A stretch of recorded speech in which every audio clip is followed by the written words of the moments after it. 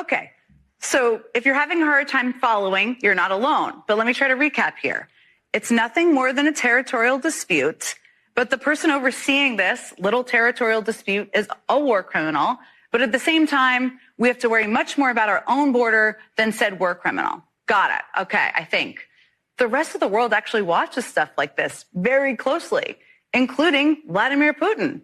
And if he sees the two leading Republican candidates for president waffling on support for Ukraine, it gives him incentive to wait out the next year and a half and continue to pulverize Ukrainian civilians, rather than even being open to negotiating anything. So Ron Desantis may think this is just another political issue to manage in a primary, but what he is saying could actually impact the war. Europeans are watching this too, and if they think the United States may waver in their support, that can impact their calculus as well.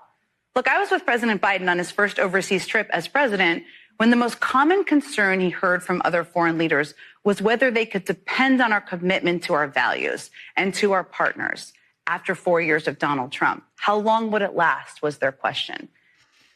Yeah, right. Do you think anyone asked that question once? Are you really committed to your values, Mr. President?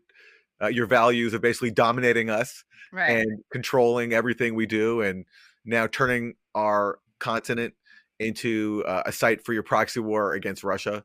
I mean, this is what happens when you put a White House spokesperson in a cable newsroom with their own show. They're just going to continue spreading White House propaganda, as Jen Psaki is doing here. And when she says that, Ron DeSantis might make it harder for Putin to negotiate, when Russia has been negotiating, it's just every time there's negotiations, we've talked about a million times on this show, the U.S. blocks it.